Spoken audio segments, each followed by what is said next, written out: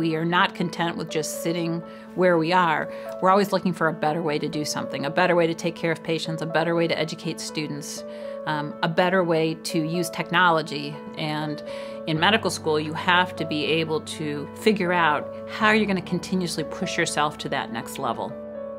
Really, for the first couple of years, you're primarily studying. There's enough information that you could study forever. You kind of feel like you're drinking from the fire hose. So that's when I started looking for ways to take all of the lectures and have it portable and accessible wherever I was.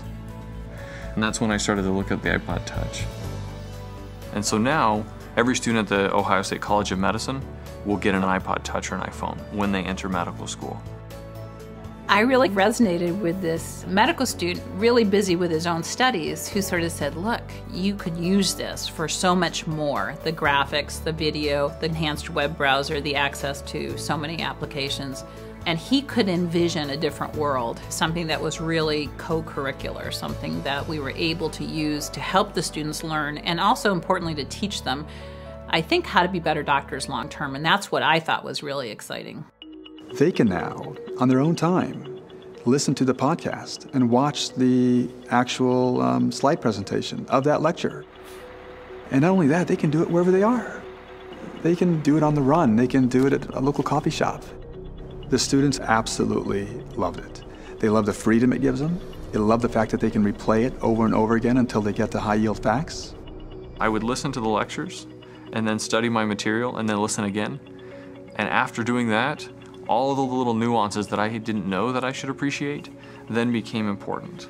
X-ray. So systematically, how do you read this? And what it has allowed us to do as educators is create sessions that are much more interactive, much more lively, much more engaged. Those sessions are really developed now to facilitate communication.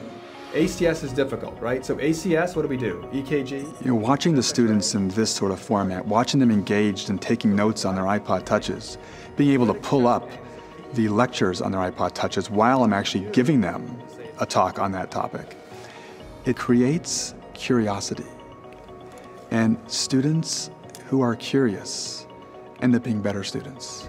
Afferent arterial dilation. If you head over to the medical school, you have a lot of medical students who are tremendously stressed out and feel very busy. Then you enter your residency and you realize that you had a life of luxury at that point. The largest occupier of your time, number one, is definitely patient care, clinical experience. You know, you're rounding, you're spending your day at the hospital. And having the ability to sit next to somebody in their hospital bed and show them a ready-made picture that explains what's going on to them really helps us ensure that our patients understand and can ask the right questions. The iPhone is something that I use every single day interacting with medical students. It sort of serves as a springboard to go into some good teaching. You have an extra moment in a hallway and you can pull out an iPhone and start an entire conversation about a clinical scenario that you're setting up. It allows me to dive deeper into teaching than I could ever do off the top of my head and that you could ever previously do just standing in a hall.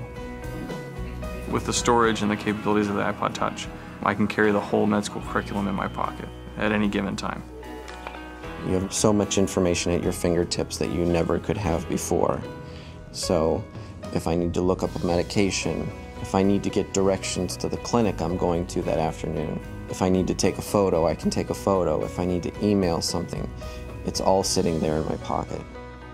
To be able to do all of that together and not have anyone have to do any work on their own part other than hitting a few buttons, I don't think we could do it any other way. Our patients trust us to be great doctors for them, and we work hard to earn that trust. The iPod Touch is a tremendous innovation that really promises to help us change the way we educate doctors.